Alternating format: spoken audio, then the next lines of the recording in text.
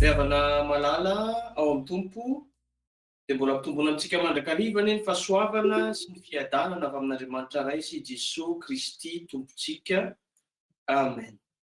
Moa tsy tokony ho niaritra izany va Kristy ka hiditra amin'ny voninahiny?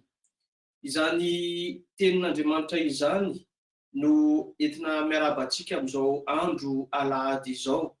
Alahady faharoa ao aorianan'ny fankalazantsika ny Paska izay nandresen'i Jesosy Kristy tompontsika ny fahafatesany, ary tsy maintsy miaritra an'izany fahafatesany izany Jesosy Kristy mba hamonjy antsika, ary izany no idirany amin'ny voninahitra nanomezan'Andriamanitra anazy ny anarana ambony ny anarana rehetra, ka amin'ny anaran'i Jesosy no andoaliany lohalika rehetra eran-tany ka anekeny lela rehetra fa Jesosy Kristy tompo no mpamonjy. Frères et sœurs en Christ, la grâce et la paix vous sont données de la part de Dieu notre Père et Jésus-Christ notre Seigneur et Sauveur. Amen. Bienvenue en ce culte de deuxième dimanche après Pâques, la Pâques où on a célébré la victoire de notre Seigneur Jésus-Christ face à la mort, et il a fallu que notre Seigneur Jésus-Christ ait affronté cette mort pour nous sauver et pour qu'il puisse entrer en gloire dans cette victoire. Akalaza ny anaran'Andriamanitra, iantso ny anaran'Andriamanitra amin'ny famakitsika miaraka ny salamo fa 40.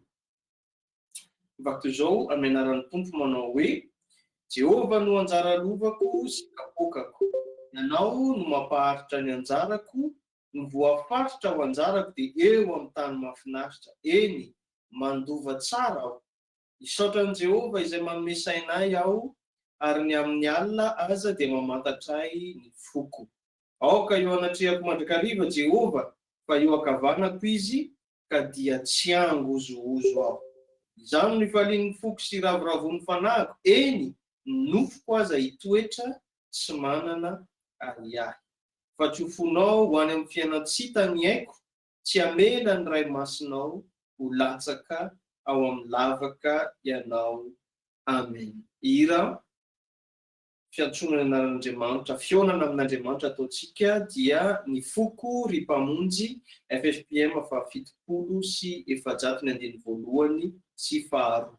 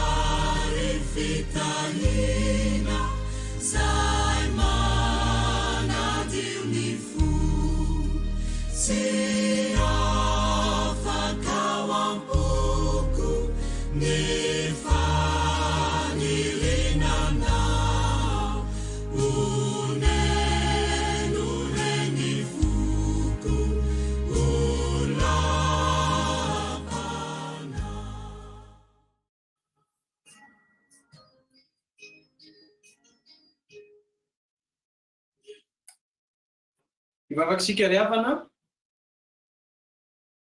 Andriamanitro Magitahitanao ny fananay amin'ity andro alahady ity.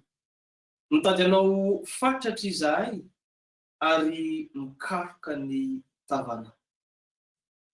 Tompo, isaoranay ianao satria mbola nangonao amin'izao fampivavahana izao, izahay vahoakanao. Eny, tsy navelanao ho tafandrimandry tany amin'izay misy anay tany fa dia nataonao iona aminao, nandratra ny fisaorana aminao, ary indrindrindrindra iaino ny teninao. Tompo, mba tsy verimaina anie izao fotoana izao fa hialoava ny fanahinao masina, ary ianao no ampianatra anay, ianao no ampahery anay, ary ianao no ampiverina anay amin'ny lalan'ny fahamarinanao ho amin'ny fiadatana. Seigneur, en ce jour de dimanche, nous te remercions parce que tu nous as emmenés à nous unir en ce culte du deuxième dimanche de Pâques.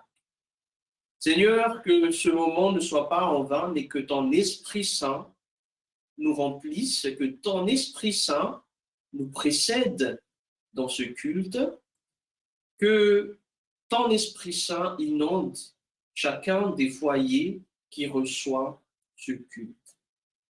Seigneur, sois parmi nous et donne-nous le cœur apte, disponible à écouter, à entendre ta voix. En ton nom, nous faisons cette prière, notre Seigneur Jésus. Amen. Diavana, itarika antsika amin'ny vavaka fiakiankeloka sy fifonana zao i tonton Alsan. Je vous invite à prier. Seigneur Jésus, toi qui enlèves nos péchés, nous venons au pied de ta croix pour implorer ton pardon. Seigneur, nous reconnaissons que nous avons péché. Nous avons transgressé les lois de notre Dieu. Seigneur, aie pitié de nous. Seigneur Jésus, pardonne-nous pour nos manques de prière et d'amour envers notre Père, le Dieu Tout-Puissant. Pardonne-nous, Seigneur, pour nos rancunes envers nos semblables. Pardonne-nous, Seigneur, pour nos jugements, nos critiques qui ont fait de mal aux autres. Pardonne-nous aussi, Seigneur, pour tous les autres péchés que nous avons oubliés, mais qui sont transparents à tes yeux. Seigneur Jésus, nous nous repentons de tous ces péchés et nous mettons toute notre confiance en toi. Nous te supplions, Seigneur, crée en nous des cœurs purs et accorde-nous ton Esprit Saint.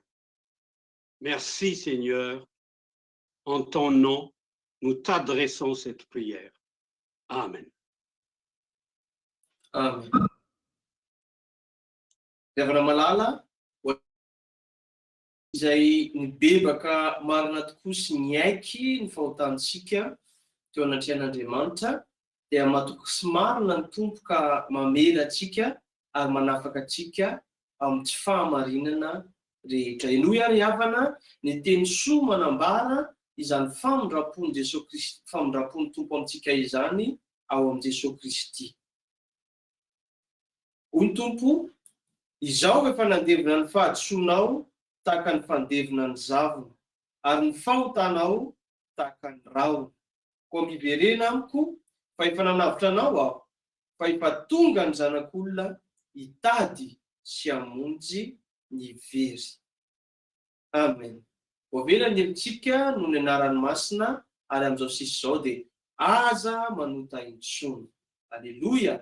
Miderany tompo, sambatra ny olona izay voavela ny elony sy voasarina ny fahotana. Sambatra ny olona izay tsy sain'i Jehovah eloka ary tsy misy fitaka ny fanahiny. Amen. Ira hoentsika manambara ny fifalipontsika amin'izany famelan-keloka izany FFPM fa 7:20 sy 700 ny andininy voalohany fanavaozana izay mahagaga tokoa.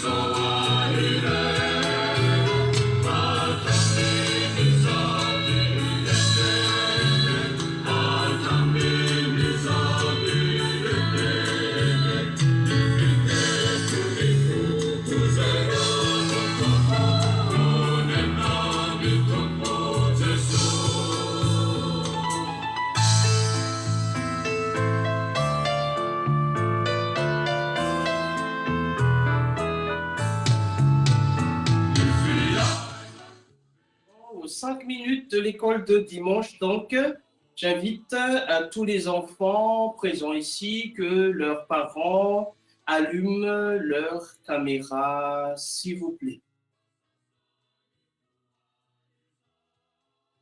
Ok, je vais m'approcher un peu parce que je ne vois pas de très loin. Alors, il y a Maïva, Mia, il y a Noah, il y a Aileen, Ava, Anaé, il y a Dina, il y a Irina, il y a Josh et Eljoy, il y a Manaël et Raphaël, il y a aussi Anaïs et Mathéo. Est-ce que j'ai oublié? Il y a une personne qui veut allumer sa caméra, mais je ne vois pas l'image. Désolé, je ne vois pas votre nom. C'est qui, s'il vous plaît? Il y a un dessous. Ah, il y a un dessous. Désolé, un dessous, je ne vois pas ta photo. Mais en tout cas, vous êtes là, les enfants. Bonjour à toutes et à tous. Bonjour à vous. Bonjour, pasteur. Comment ça s'est passé, les vacances? Ça va. Donc, c'est la rentrée demain. Hein? Oui. Et la rentrée qui se passe toujours par téléenseignement, mais on ne va pas à l'école d'abord. D'accord? Oui. Oui. Alors, les enfants, aujourd'hui, je vais vous parler d'un enseignement dans la Bible qui parle des fourmis. Est-ce que vous avez déjà vu des fourmis? Oui. Et même les enfants, là, les moins âgés, peut-être ils regardent encore les dessins animés. La fourmi m'a touché le pied. C'est ça, hein? Alors, les enfants, dans Proverbes chapitre 6, verset 6, dans la Bible, il est écrit comme si « Va vers la fourmi paresseux, considère ses voies et devient sage. Elle n'a ni chef, ni inspecteur, ni maître. Elle prépare en été sa nourriture. Elle amasse pendant la moisson quoi manger. » Amen. Donc, la parole de Dieu ici prend l'exemple d'une fourmi. Une fourmi, elle n'a pas besoin de maîtresse ou de maître qui vient derrière lui et derrière elle quand elle travaille. Elle n'a pas besoin de chef pour la punir. Elle n'a pas besoin de personne pour la contrôler. Mais elle fait activement avec courage et avec motivation ce qu'elle fait. Et là, elle amasse sa nourriture pendant l'été et elle moissonne pendant elle moissonne ce qu'elle doit, enfin sa provision pendant l'été. Et la parole de Dieu, les enfants, nous invite à prendre exemple à partir des fourmis aussi. Parce que les fourmis, ils sont motivés, les fourmis, ils ont vraiment... les fourmis, ils sont vraiment actives dans leurs entreprises. Qui est-ce qui a la flemme de reprendre le travail demain, les études? Vous avez hâte hein, de faire les travaux demain, c'est ça? Donc, les enfants, à chaque fois que vous vous sentez un peu fatigué ou vous avez un peu la flemme, donc il faut prendre l'exemple des fourmis qui, eux, travaillent toujours, ils travaillent activement et elles n'ont pas besoin des parents pour les surveiller, mais elles font leurs choses toutes seules et il ne faut pas les punir derrière parce qu'elles font ce qu'il y a à faire. D'accord, les enfants? Donc, à partir de demain, vous allez prendre courage pour vos travaux et prendre l'exemple à partir des fourmis, c'est ça? Oui. Oui. D'accord, et je vous souhaite un très bon courage pour la reprise, les enfants. J'espère que pendant les vacances, vous avez pu vous reposer un peu, hein, et demain, on va reprendre le rythme, qui n'est pas facile.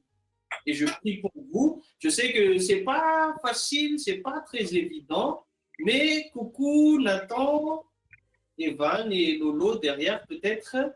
Et donc, je vous encourage, les enfants, à partir de demain, de prendre l'exemple des fourmis qui n'ont pas besoin de superviseur, de quelqu'un derrière, mais elles font leurs choses toutes seules parce que elles sont motivées.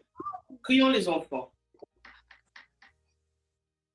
Seigneur, merci de nous avoir donné l'enseignement encore aujourd'hui qu'il faut prendre l'exemple des fourmis qui sont très actives dans leurs entreprises et elles n'ont pas besoin ni chef, ni d'inspecteur, ni maître pour les surveiller, mais elles sont conscientes que le Seigneur aide ses enfants aussi à être motivés à l'école, aide ses enfants à être autonomes dans ce qu'ils font et que tu les protèges, que tu les encourages.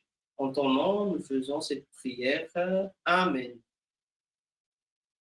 Merci les enfants. Bonne rentrée à vous. Au revoir. Au revoir. Gros bisous. Au revoir. À tout à l'heure.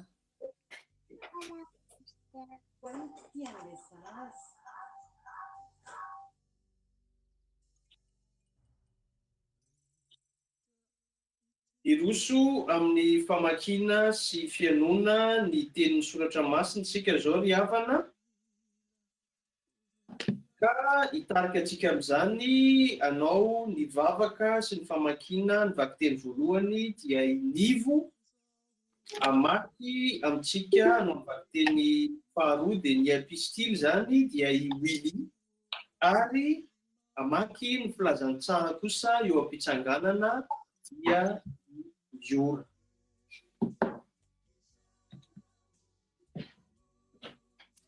Iara-maki ny tenin'ny soratra masina isika tompoko, nefa mialoha izany dia mivavaka isika. Ry Tompo Andriamanitra io, mbola velom-pisaorana anao ny fonay satria mbola nangononao eto indray izahay hiara-idera sy hankalaza ny anaranao. Ankehitriny mbola nomenao famelan-keloka ary mbola omenao ny teninao. Tompo malalo, fanahinao masina izay efa miasa ato aminay. Ataovy miasa mahery Tompo mba hatakaranay izay tianao ambara aminay. Dia aza vela misaraka eto izahay raha tsy efa lonjehatra, efa voky ny vonon'ny teninao. Ny anaranao Jesosy Kristy no angatahana izany. Amen. Iara-maki ny tenin'Andriamanitra isika. Izany dia hitantsika ao amin'ny asan'ny apôstôly. Asan'ny apôstôly toko 2 ny 4:4 ka hatramin'ny 7:30. Asan'ny apôstôly toko 2 4:4 ka hatramin'ny 7:30. Rehefa hita dia iarahantsika mamaky amin'ny anaran'ny Tompo. Fantsangana Petera sy ny 12 lahy dia nanandra-peo izy ka nanao taminy hoe: ity lehilahy jiosy sy izay rehetra monina eto Jerosalema, aoka ho fantatrareo izao ka eno ny teniko. Tsy manao araka ny hevitrareo tsy akory ireo, fa vahoara fahatelo ihany izao no andro. Fa izao ilay nampilazaina any Joela taminany hoe: ary amin'ny andro farany hoe Andriamanitra no andatsahako ny fanahiko amin'ny nofo rehetra, ary ny zanaka lahinareo sy ny zanaka vavinareo aminany, ary ny zatovinareo ahita fahitana, ary ny lahy antitrareo hanonofy, ary ny mpanompoko na lahy na vavy dia andatsahako ny fanahiko amin'izany andro izany.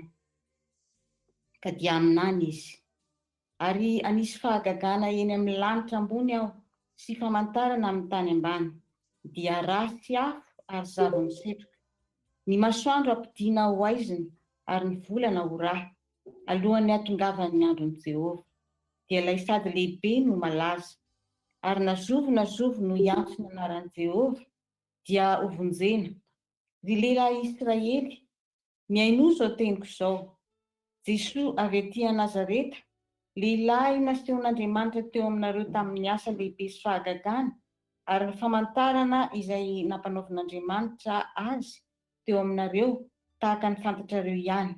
Izy efa nanolotra araka ny saina ny niana sy ny fahalalan'Andriamanitra rahateo, dia nombonareo sy novonoinareo tamin'ny tanan'ny olona tsy tandalana, fa Andriamanitra nanangana azy rehefa nahafaka ny fanaintaina ny fahafatesana, satria tsy lahitan'izany ho asonina izy. Fa Davida nilaza azy hoe: nijery an'i Jehovah teo anatrehako mandrakariva aho, satria ao ankavanako izy mba tsy hangozozo aho. Dia izany no nifalian'ny foko sy ny raviravon'ny lelako, ny nofoko koa hitoetra amin'ny fanantenana. Fa tsy ho foinao ho amin'ny fiainana tsy hita ny aiko, ary tsy hamelany iray masonao ho tratry ny lo ianao. Nampafantatra ahy ny lalan'ny aina ianao, ampifaly ahy indrindra amin'ny tavanao. Ry rahalahy, aoka ao mba hilaza aminareo marimarina ny amin'ny Davida patriarika, fa efa maty izy ka nalevina koa, ary ny fasany eto amintsika mandrakandroany. Ary satria mpaminany izy ka mahalala fa Andriamanitra efa nanao faminaniana taminy, fa izay ateraky ny kibony no mipetraka eo ambony seza fiandrianany. Koa raha nahita rahateo izy dia nilaza ny fitsanganan'i Kristy, fa tsy nafoy ho any amin'ny fiainana tsy hita izy, ary ny nofony tsy tratry ny loha. Izany Jesosy izany dia efa natsangan'Andriamanitra ary vavolombelona izany izahay rehetra. Ary rehefa nasandratry ny tanana ankavan'Andriamanitra izy dia nandray tamin'ny ray sy fanahy masina, dia nandray tanan'Andriamanitra izy, ary nandray tamin'ny ray ny fanahy masina izay nokasaina dia efa nampilatsaka izao hitanareo sy renareo izao izy. Amen.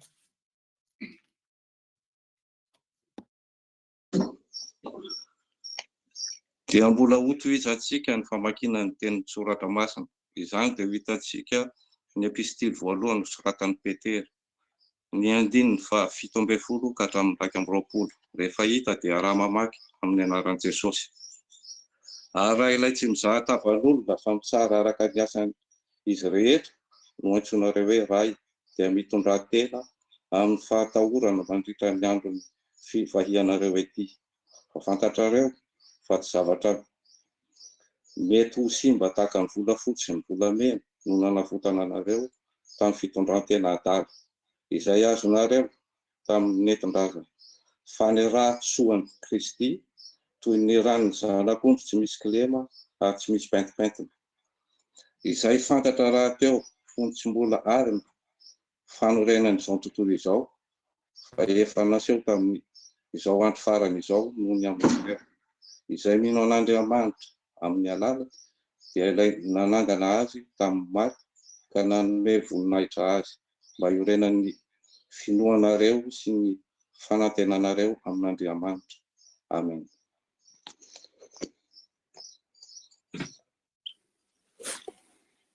Ho faranantsika ny famakiana ny teny ao amin'ny filazantsarany Lioka toko fa 4:20, andiny 7:10 ka hatramin'ny 5:30.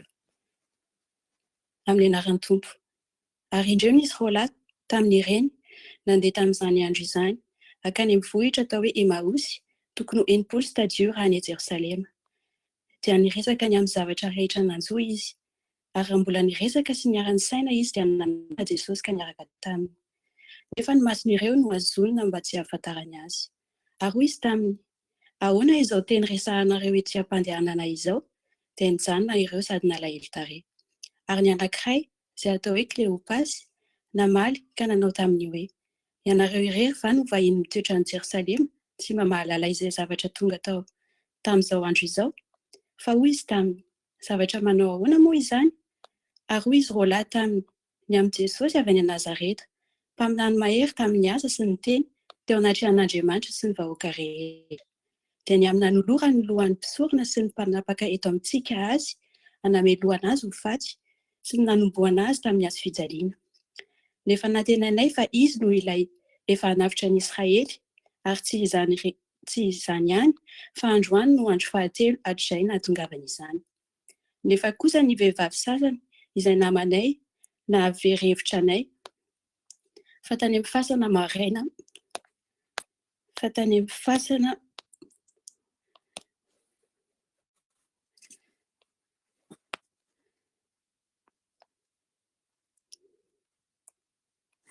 maraina koa izy, ary raha tsy nahita ny faty izy, dia tonga ka nilaza fa efa nahita anjely nisy eo koa, izay laza fa velona izy.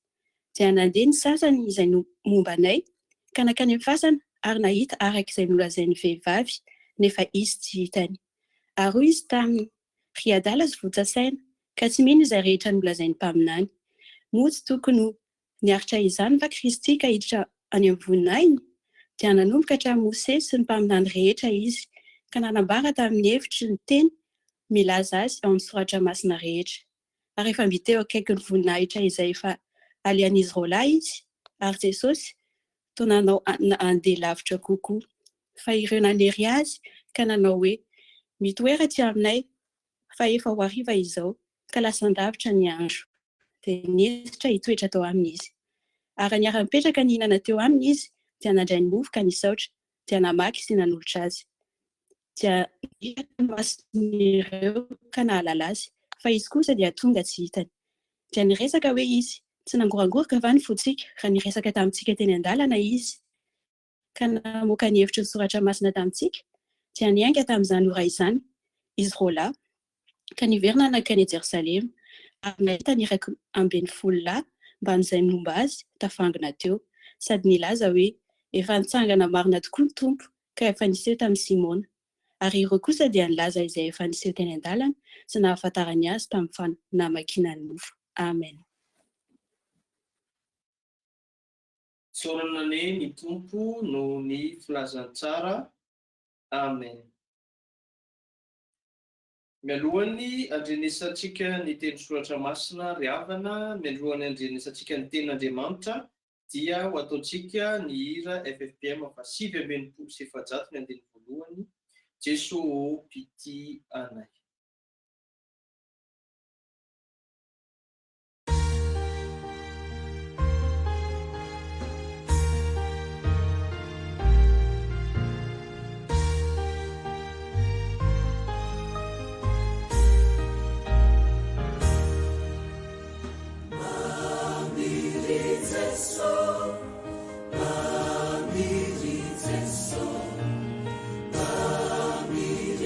So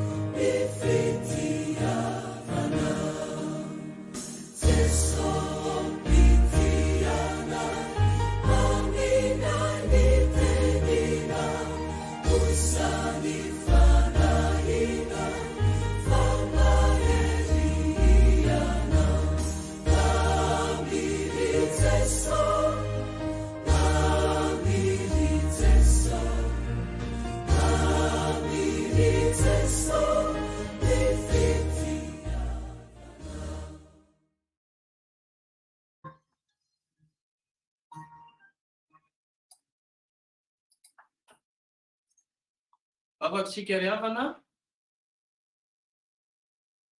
tompo pisotranao zay ny amin'ity an'ity fa mbola nomenao ny famelan-keloka ary raha voadio zahay nafahanao tamin'ny tsy fahamarinana rehetra dia andreny teninao kosa izahay zay manambara ny sitraponao aminay. Tompo sokafo ny fonay, apahirato ny masonay ary ianao mitaridarana anay ho amin'ny lalan'ny fahamarinana. Amin'ny anaran'i Jesosy Kristy Tompo nanaovanay izany vavaka izany. Amen. Ravana malala dia mbola fifaliana no iaonana amintsika amin'ity anio ity tondrana ny tenin'Andriamanitra amintsika amin'izao alahady faharoa taorian'ny Pasika izao. Ny Pasika izay avy nankalazantsika ny fahafatesan'i Jesosy Kristy ho avotra sy ho famelana ny fahotana izay niainantsika sy ianao ary koa ny fitsanganany tamin'ny maty izay antoka ny amin'ny hitsanganantsika amin'ny maty raha ho avy ny andro andehanantsika ho any amin'ny fiainana mandrakizay. Ary izany fankalazana izany dia tsy nijanona teo amin'ny Pasika fotsiny ihany fa tokony iainantsika izany fandresena izay nahazon'i Jesosy Kristy tompontsika izany ny voninahitra dia tokony iainantsika amin'ny fiainantsika andavanandro ao aorianan'ny Pasika izany rehetrarehetra izany. Frères et sœurs en Christ, on vient de célébrer Pâques il y a 2 semaines, une grande fête dans la religion chrétienne. C'est la mort de notre Seigneur Jésus-Christ pour nous sauver, sa résurrection, là où il a vaincu la mort pour être le garant de notre victoire face à la mort aussi, quand on va quitter ce monde. Et cet événement, ce n'est pas un événement qu'on a fêté il y a 2 semaines et qui est fini, mais ça doit être, cette résurrection doit être un nouveau départ pour nous et on doit vivre cette résurrection de notre Seigneur Jésus-Christ tout au long des quelques semaines qui vont venir. Alors, dia hitodika manokana ny amin'ny nisehoan'i Jesosy Kristy tamin'ireo mpianatra anankiroa izay nakany Emaosy. Tsy ahivina dia mbola amin'ny fotoana izay isehoan'i Jesosy Kristy amin'ny mpianatra isika rehefa nitsangana tamin'ny maty izy tamin'ny andro fahatelo. Ary eto amin'ity Lioka 4:7-20 ity dia fatatsika andresantsika tamin'ny herinandro fa i Maria Magdalena nandeha vao maraina nakany am-pasana nijery ny fatin'i Jesosy Kristy kanefa rehefa tonga tao izy dia nivony fasana ary tsy tao ny fatin'i Jesosy Kristy fa efa nitsangana tamin'ny maty izy, izany no nolazain'ny anjely. Ary rehefa niverina nakany an-trano ity Maria Magdalena ity dia niona tamin'ny mpianatra ary nilanja izany vaovao izany ka natahotra ny mpianatra hoe nakaiza ny fatin'ny tompony.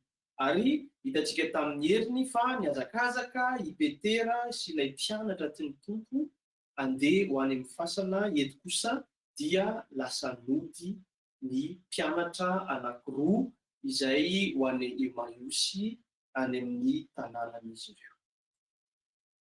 La première chose qu'on retient de ce passage, frères et sœurs en Christ, c'est que des fois, malgré que nous nous éloignons de Dieu, à cause de notre déception, Dieu ne nous abandonne pas.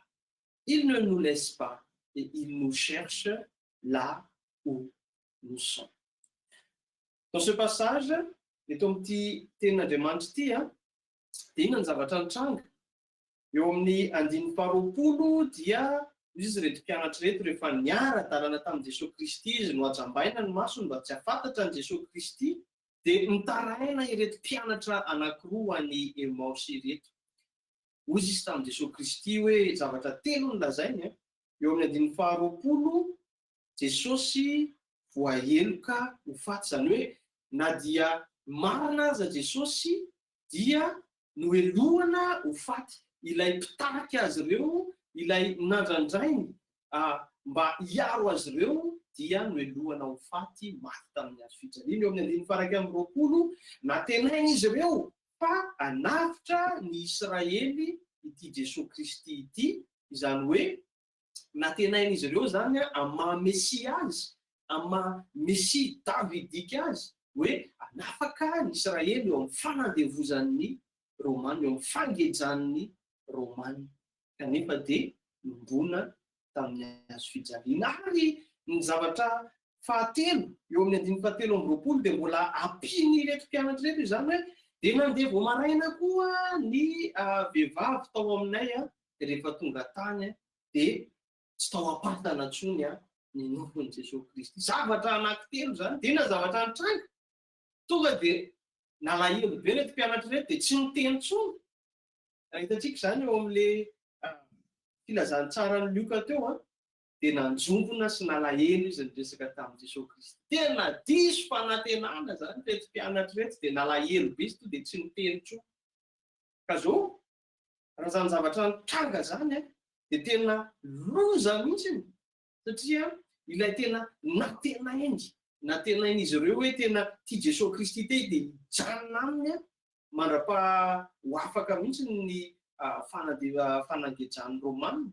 Ilay tena natenainy mihitsy hoe hiaraka aminy foana, hiaro azy, dia tena loza fa maty tamin'ny hazo fijaliana ary tsy hita nanjavona ny faty. Vokatra zany dia diso fanantenana izy ireo ka lasa nody. Ity zany le hoe efa tsisy atenaina intsony any Jerosalema fa alao hiverina ody tsika. Efa tena tsisy ninina azo atao intsony, jerefotsiny ohatrany tany nalavona sisy Jerosalema, fa dia alao dia mody any amin'ny toerana miainga. Zavatra nitranga nefa ry havana, na dia diso fanantenana tahaka izany azy reto mpianatra reto dia tsy namela azy Jesosy fa niaraka taminy ary nakazy mihitsy andeha avy any amin'ny toerana isy azy ireo, andeha hody any Emôsy, ary fantatsika ny tantara fa hiverina ho any Jerosalema izy ireo avy eo. Frères et sœurs en Christ, nous aussi peut-être à cause de la déception, parce que nous ne connaissons pas la volonté de Dieu, nous sommes amenés des fois à murmurer contre Dieu, à tomber vraiment dans l'inconscience de la déception et nous nous abandonnons notre Seigneur. Nous abandonnons le culte, nous abandonnons la prière parce que nous sommes déçus, on dirait que Dieu ne répond pas à notre prière. Et surtout en ce temps de confinement, nous sommes tentés vraiment de faire autre chose que de remettre notre vie entre les mains de notre Seigneur. Et la bonne nouvelle, frères et sœurs en Christ, c'est que notre Seigneur, notre Dieu, nous cherche. Et il est là, aujourd'hui, à nous demander de revenir dans le bercail, si on peut dire comme ça, parmi les disciples, parce qu'il nous aime. Ry havana, mety nisy fotoana ianao maty ny zavatra niainanao dia nandao an'Andriamanitra mihitsy ianao, tena tsy mamaly vavaka izany Andriamanitra izany. Alao miverina amin'ilay fiainana taloha alao tsy manohy an'izany fivavahana izany fa efa tsisy antenaina intsony, jerefa tsisy zavatra mitranga, tsisy mandeha amin'io zavatra ry havana. Amin'ireny fotoana ireny dia eo Andriamanitra, eo Jesosy miara-dalana amintsika izy, ary te hamelona indray ny finoana izay ao anatintsika izy. Ary matetika dia diso fanantenana tsika satria tsy haintsika ny sitrapon'Andriamanitra. Eto dia tsy mifanojo ny zavatra natenainy reto mpianatra reto sy ny planin'Andriamanitra ho famonjena izao tontolo izao.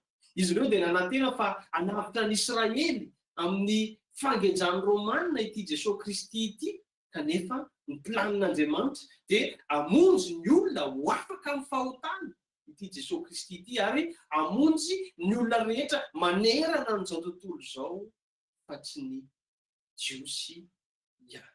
Ry havana, aoksika hitandrina ary hanavaka tsara ny sitrapontsika sy ny sitrapon'Andriamanitra. Ary mety ho diso fanantenana tsika indraindray rehefa ny sitrapontsika no alefantsika mialohan'ny sitrapon'Andriamanitra.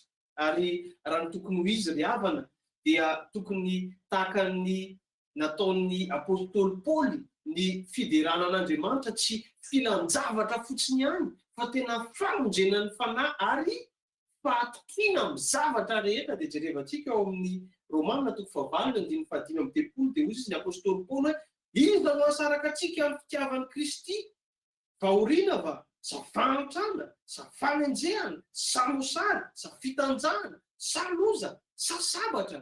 Fa amin'ireny rehetrarehetra ireny hoy izy ny apôstôly Paoly dia manoatra no mpandresy isika amin'ny alalan'ilay tiantsika. Ry havana, mety diso fanantenana ianao tamin'ny zavatra izay niainanao satria tsy mitovy ny sitrapon'Andriamanitra sy ny sitraponao. Ny zava-dehibe dia ny fahalalanao fa tianao Andriamanitra, ary tsisy asaraka atsika amin'ny fitiavan'i Jesosy Kristy, fitiavan'Andriamanitra ao amin'ny Jesosy Kristy. Amin'ity andro alahady ity dia manasanao anao tahaka an'ireo nataon'ireo mpianatra, te hamelona anao Jesosy Kristy ary te hampiverina anao indray ho any Jerosalema. Miverina izy ireo miazakazana ka any Jerosalema rehefa nisehon'ny Tompo, izany hoe ny fahadisom-panantenana dia nivadika fanantenana. Miverina ka any Jerosalema izy, ary ny Jerosalema raha adikatsika dia avy amin'ilay teny Hebreo hoe Yerushalayim, izany hoe ilay tanàna ny fiadanana. Ry havana, ny ten'Andriamanitra hoe fakazara mitsitoa dia hiadana ianao, fa izany no atongava soa aminao. Joba 2:20-20. Bibeba ry havana, ary miverena amin'ny tompontsika fa te hitondratsika hiverina ao amin'ilay tanàna ny fiadanana izy amin'ity amin'ity. Frères et sœurs, c'est en Dieu que nous trouvons la paix. Et en ce dimanche, malgré notre déception, parce que notre volonté ne coïncide pas au plan de Dieu, ayez confiance. Dieu sait ce qui est bon pour nous. Il nous demande de revenir dans la ville de la paix, dans la présence de notre Seigneur. Demandons-nous pardon au pied de la croix de Jésus pour les plusieurs fois où nous avons murmuré contre notre Seigneur. Et pourtant, il est là et il est avec nous. Deuxième chose qu'on apprend de ce texte, c'est que le fait de connaître la volonté de Dieu réanime notre foi. Le fait de connaître la volonté de Dieu réanime notre foi. Mifampataratsika ny sitrapon'Andriamanitra ry havana no mamelona ny fanantenana sy ny finoantsika. Dia ny zavatra nitrangana tamin'ireto mpianatra ireto, rehefa diso fanantenana ry zareo dia lasa nody. Dia rehefa nazavain'i Jesosy Kristy tamin'izy ireo teny an-dalana ny tena antony sitrapon'Andriamanitra, antony nahafatesan'i Jesosy Kristy, ary rehefa namaky ny mofo Jesosy Kristy tonga tao an-trano, dia miverina ny finoan'izy ireo. Ary lasa izy ireo niazakazaka nody tamin'i Jerosalema. Jerevantsika eo amin'ny 17 sy ny fahaenina sy fahafito amin'ity Lioka 4:20 ity izay tsy nivakitsika teo, fa raha jerevantsika ny ambonimbony any efa milaza ny anjely rehefa tonga tany amin'ny fasana vao maraina ny vehivavy dia nilaza ny anjely hoe tsy ato izy fa efa nitsangana fa tsarovo izay teny nolazainy taminareo. Dia eto indray dia averin'ny Jesosy izany teny izany eo amin'ny 5:20 sy ny 4:20 dia miveriny izany hoe ry adala sy votsasaina sy tsy mino, moa tsy tokony hiaritra izany va Kristy mba hiditra amin'ny voninahiny. Ary rehefa nisy izany dia niverina izy, ary rehefa nisy izany dia niverina izy ny Jesosy Kristy nanazava ny soratra masina tamin'ireto mpianatra ireto namelona ny finoan'izy ireo. Ry havana,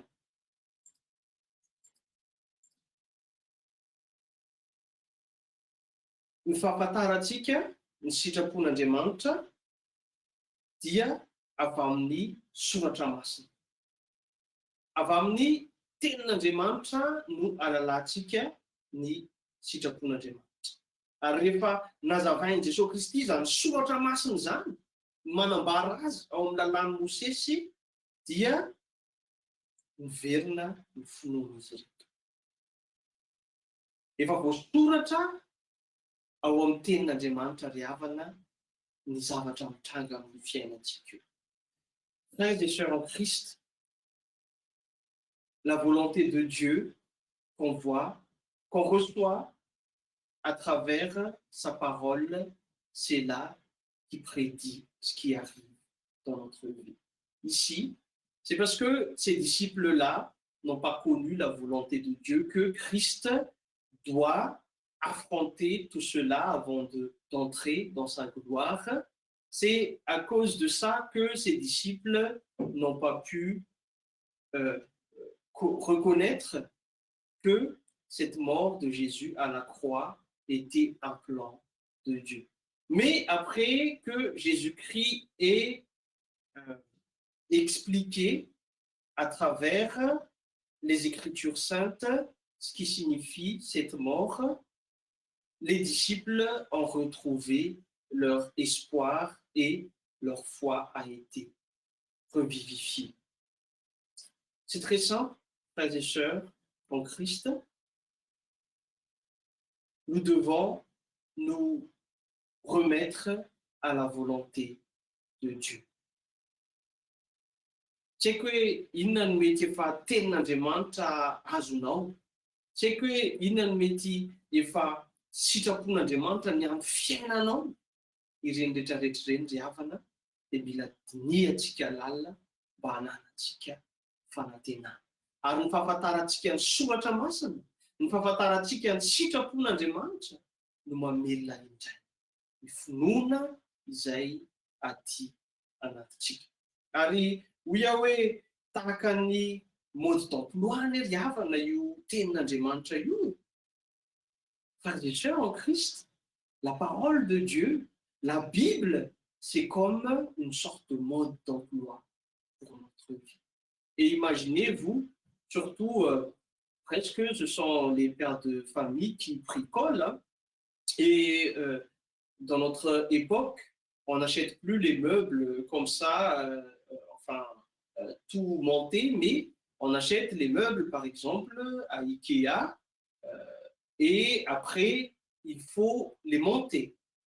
Et nous, des fois, je ne sais pas, mais je suis très malgache, et des fois, je jette le mode d'emploi, enfin, le fait qu'on construit le manuel de construction du meuble, et je fais par manao zay sy fatako ako, manao an'le izy io amin'ny zavatra mitranga ry havana, dia tsy mandeha amin'izay lohaniny zany, satria tsy mba adalany fa zany ametraka ny mode d'emploi eto. Dia tahaka izany koa ny fiainantsika kristianina, raha tsy mandeha araka ny soratra masina isika dia tsy mandeha amin'izay lohany ny fiainantsika, ary miteraka fahadisom-panantenana lehibe ho antsika izany. Manasa antsika ny tenin'Andriamanitra amin'ity anio ity mba andalina ny soratra masina, afantatra, andinika ny sitrapon'Andriamanitra mba hananantsika fiadanana. Ary amin'izany dia tsy andeha araka ny herin'ny tenantsika intsony isika ry havana, fa andeha araka ny sitrapon'Andriamanitra ka ahita ny zava-miafy, ny zava-panahy ao anatin'ny fiainantsika io. Matetika ange ry havana dia ny zavatra hita maso ihany no andraisantsika fanapahan-kevitra e, ary tsy zavatra mahadiso an'izany satria olombelona ihany tsika kanefa izao amin'ny maha-kristianina asianao. Dia tokony handalina lalina mihitsy ny sitrapon'Andriamanitra tsika mba hafantarantsika ny tokony ho famindrantsika, ny tokony ho fandehanantsika. Be da be ny fanapahan-kevitra tokony ho raisina amin'ny fiainantsika, be da be ny fisalasalana, be da be ny fanahina no amin'ny ho avy, kanefa manasa antsika ny tenin'Andriamanitra hoe fantaro aloha voalohany indrindra ny sitrapon'Andriamanitra amin'ny fiainana mba hanananao ny fiainana. Farany havana dia zao, rehefa hitan'izy ireo rehefa mijanona tao hatramin'izy ireo Jesosy Kristy eto dia hitantsika ny hoe rehefa tokony handeha lavidavitra izy ireo dia tonga tao an-trano zany tao Emosy ireto mpianatra ireto dia nitazomin'izy ireo Jesosy Kristy hoe mba mijanona hiara-isakafo aminay satria efa hariva ny andro. Tamin'ity ten'Andriamanitra ity nazahoantsika an'ilay hira FFPM fa 370 sy 700 momba anay ry Jesosy fa maizina ny alina aty. Amin'ny teny frantsay izy hoe reste avec nous Seigneur car le jour décline. Ary rehefa niarany sakafo izy ireo namaky ny mofo Jesosy Kristy sady nisaotra dia nahiratra ny mason'izy ireo ary fantatr'izy ireo fa Jesosy Kristy ilay nitsangana tamin'ny maty ny miaona tamin'izy ireo. Ary rehefa tanteraka zany dia niazakazaka izy ireo tamin'iny alim-be iny niverina nakany Jerosalema. Ny maneranirana ny Jerosalema sy Emosy raha araky ny filazan'ny soratra masina eto dia tokony 80 stadio, zany hoe eo amin'ny 12 na 13 kilometatra eo. Tany amin'izy ireo tsy mbola nisy fiara ka hoe velomina ny fiara dia lasa tonga dia hiverina, fa alina ny andro ary mampatahotra satria betsaka ny brigand hoy izy ny ao amin'ny soratra masina, betsaka ny mety hoe loza eny an-dalana eny. Kanefa izao tsy nahasakana nyreto mpianatra ireto zany fa niazakazaka izy ireo nakany a Jerosalema hitantara ny mpianatra ilaza ny vaovao mafaly hoe efa nitsanga ny Jesosy Kristy tamin'izao taminay. Malgré la distance de 12-13 km à peu près qui sépare Emmaüs et Jérusalem, et malgré qu'il faisait très très nuit, ces disciples-là ont eu le courage de revenir à Jérusalem pour proclamer cette bonne nouvelle comme quoi le Seigneur Jésus-Christ est vraiment ressuscité. Rehavana. Izany toe-panahy izany tena tokony ananako. Tokony anananao. Tsy tokony andrimandritsika ny amin'ny fitoriana filazantsara fa maty amin'ny fitoriana filazantsara. Ary ninona teny mba afaka mba hampaherezanao ho vaovao mafaly ho an'ny namanao, ho an'ny fianakavianao dia tokony atao amin'ny fotoana haingana tsy misy akiandriandry. Indrindra amin'izao fotoana izay mampiorohoro an'izao tontolo izao ry havana, ilaina ny mandre ny fitiavan'Andriamanitra sy ny vaovao mafaly ao amin'ny Jesosy Kristy ho fampaherezana. Ary na dia ny fijoroana valin'olombelona ny amin'ny fiainanao fotsiny ihany dia tena mahafinaritra, mahery an'izany, mampahery. Tantaraiko zavatra foinareo misy amin'izao moa misy matetika misy ohatrany hoe karazana horonan-tsary atao ho an'ny tanora sy ny zavatra sahala amin'izany. Dia nisy tanora anankiray nanantona anahy dia niteny izy hoe tena misaotra pastera fa nilaiko tamin'ny fotoana iny mihitsy nilay horonan-tsary nataonao dia tena mampahery. Kanefa ny fanaovana an'ilay horonan-tsary aty amin'ny kolisy zany tena milaza aminareo fa tena ezaka be. Fa tena hoe ilaina misy milio ary ny tompo tena manery ny fitiavan'i Jesosy Kristy no manery anay tory ny filazany tsara dia tena tsy maintsy atao. Ary izay no teny vadiko tamin'izay hoe papa kaopy ny vidéo mety misy olona ray na roa fotsiny mila an'io dia misaotra an'Andriamanitra ry havana. Ary izany no amporisihako atsika hoe mainty amin'ny fitoriana filazany tsara na mba ny fanontaniana vaovao fotsiny ara dia mba izaranao ny tenin'Andriamanitra, izaranao ny fitiavan'Andriamanitra. Izany no tian'Andriamanitra ataontsika amin'izao fotoana izao. Dia faranako izao tenin'Andriamanitra izao amin'ny ilay teny manao hoe teny apôstôly hoe fa tsy menatra ny filazantsara ao fa herin'Andriamanitra ho famonjena zay rehetra mino zany amin'ny jiosy aloha dia vao amin'ny Jesu koa. Ekanenao ry havana, tsy ho menatra ny filazantsara fa haitory ny filazantsara ho famonjena izao tontolo izao. Voninahitra ao an'Andriamanitra izy ihany.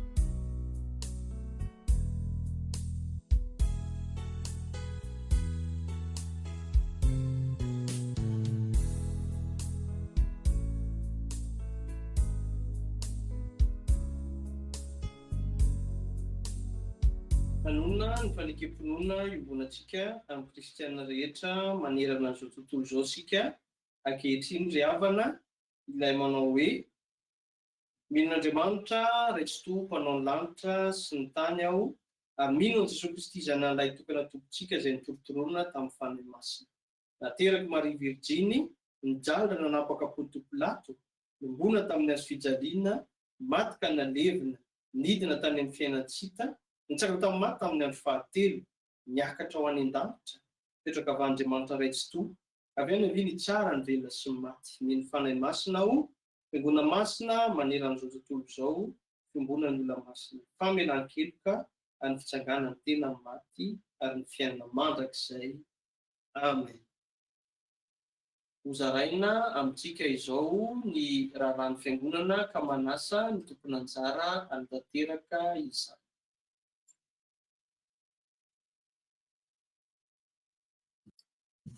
Mbola falomeravantsika rehetra indray ry havana amin'ity androany ity. Toy izao ny raharaham-piangonantsika. Hatreto dia tsy miova ny lien izay hanatanterantsika ny culta isaky ny alahady sy ny tafatafan'ny mpianakavy isaky ny sabotsy ary ny étude biblique izay efa nanefa tamintsika ireny ihany. Fiantsoana fivoriana. Ilazana isika komity, diakona sy filohan'ny sampana fa hisy ny fivoriana izay ho tanterahana amin'ny zoma 1 Mey ho avy izao amin'ny 5:30 izay atao par visioconférence.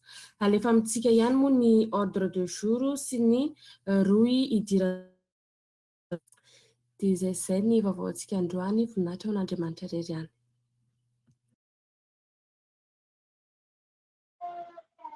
Misaotra ny mpitantsoratra ny fiangonana isika napita izany dinidin-draharaha rehetra izany, dia faly miarabantsika rehetra amin'ny anaran'ny Tompo ny fiadanan'Andriamanitra izay mihoatra noho ny fahalana rehetra ny hiaro ny saintsika sy ny fontsika ao amin'ny Kristy Jesosy amin'izao andro sarotra izao. Mifanaraba ireo vahiny ihany koa izay miaraka amintsika amin'izao fanompoam-pivavahana izao, dia Andriamanitra ny ameno anareo ny fahasoavany sy ny fiadanany ka ny zavatra izay niarahantsika mba hitondra fitahiana sy fifaliana ho antsika eo amin'ny fiainantsika. Mialanatsiny ry havana tamin'ny fanombohan'izao fanompoam-pivavahana izao, fa tamin'ny lafiny teknika izay avy aty amiko dia tapaka ny connexion kanefa misaotra an'Andriamanitra isika fa niverina izany aingana. Dia ny zavatra hafa ihany koa izay lazaina dia manamafy fa tsy miova ny lien ary any amin'ny vaovao any ny zavatra rehetra, ny aktivité rehetra ny fiangonana zany dia à distance daholy, mandrapivoaka ny toromarika avy amin'ny fitondram-panjakana ny amin'ny toyan'ny fanompoam-pivavahana zay iaonantsika. Dia voninahitra ho an'Andriamanitra irery ihany ry havana, iroso isika izao amin'ny vavaka fisaorana sy fangatahana. Mialohan'izany anefa dia hosokafantsika ny baibolitsika ao amin'ny Jeremia 5:20, ny andininy 4:20. Manatsakantsika anokatra ny baibolitsika ao amin'ny Jeremia 5:20, ny andininy 4:20. Mibako toy izao amin'ny anaran'ny Tompo: hitako ny teninao ka nohaniko, ary ny teninao ny fifaliako sy firavoravonin'ny foko. Fanatsoina tamin'ny anaranao a Jehovah, Andriamanitry ny maro. Amen. Ngany ry havana, ny tenin'Andriamanitra rehetra izay ho hitantsika sy henontsika any amin'ny tontolo misy antsika rehetra any dia ireny tenin'Andriamanitra ireny, mba ho raisintsika amin'ny finoana, ho antsika, ho tsakotsakontsika, hitondra fiainana ho antsika, satria mandalo izao rehetra izao, ary izao rehetra izao dia ho levona fa ny tenin'Andriamanitra dia haritra mandrakizay. Ary ngany mba hitondra firavoravona sy fifaliana ho an'ny fontsika, ho fampahirezana antsika amin'ny andro mahory ireny tenin'Andriamanitra ireny. Ankehitriny izao dia hivavakantsika hiantso an'Andriamanitra, ho ataontsika aloha ny hira mialohan'ny vavaka, ny kapiteny be ny ady manjo, ary aorianan'izany dia hanomboka ny vavaka hifelana, ary aorian'izay dia raha misy terem-panahy mitondra vavaka dia asaina ihany koa. Ry kapiteny be ny ady manjo.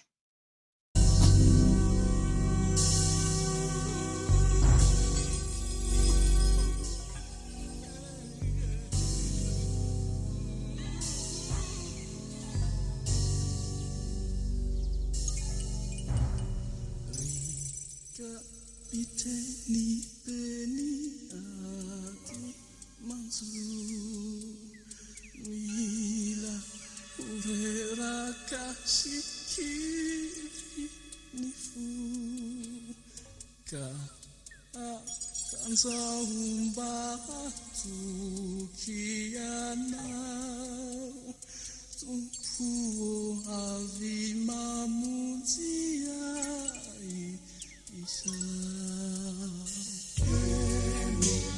Isa mamundi ala kama airi similaru ana asa matamu tami itiana aiza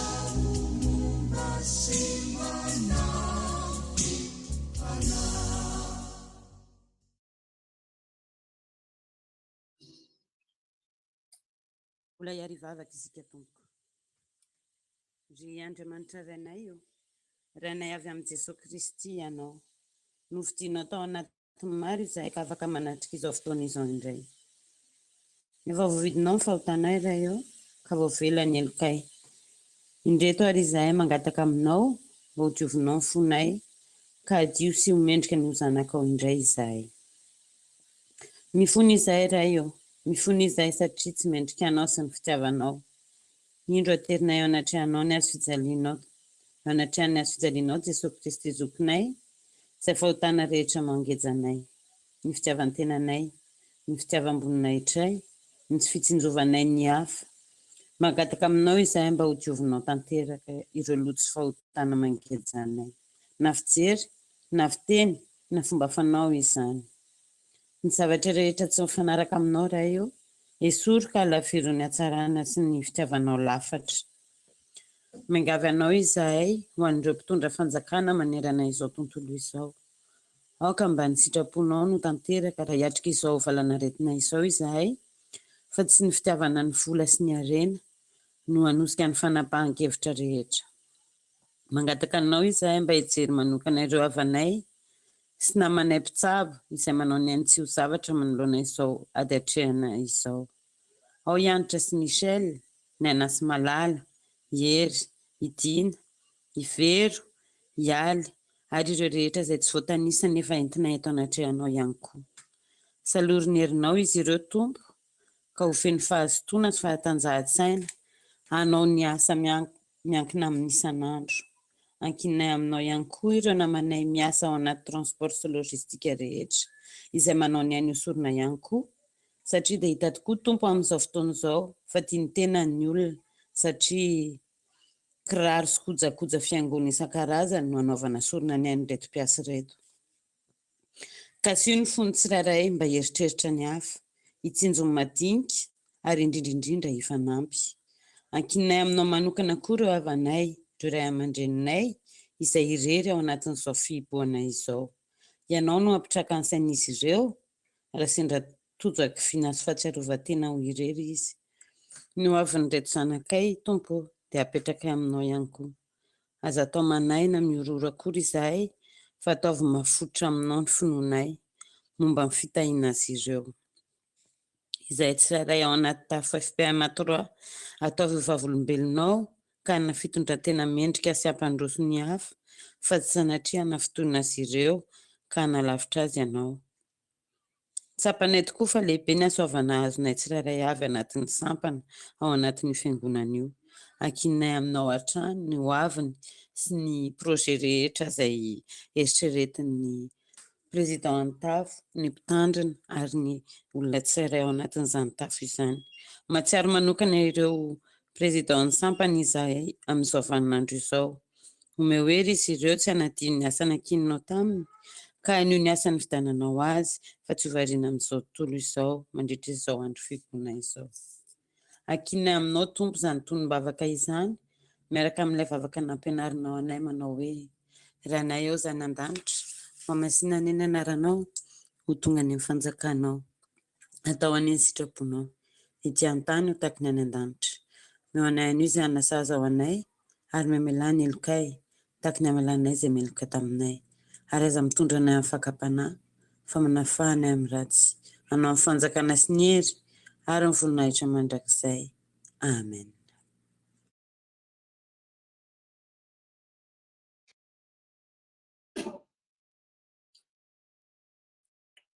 Ny ariavana raha mbola misy te hitondra vavaka dia entanina anao izany ankehitriny.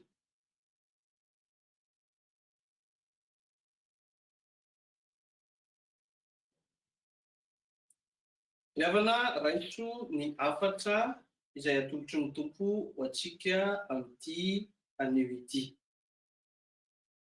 Ny Tompo fa tsy nomen'Andriamanitra fanahy osa isika, fa fanahy mahery sy fitiavana ary famonoana tena.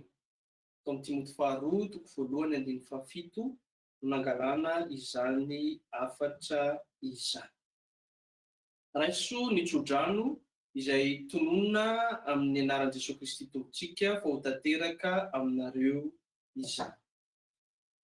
Hitahinareo anie ny Tompo ka hiaro anareo, ampamirapiratra ny tavany aminareo anie ny Tompo ka hiantra anareo, anandratra ny tavany aminareo anie ny Tompo ka hanome anareo ny fiadanana. Amen. Hira famaranana ataontsika arovy ao Tompo.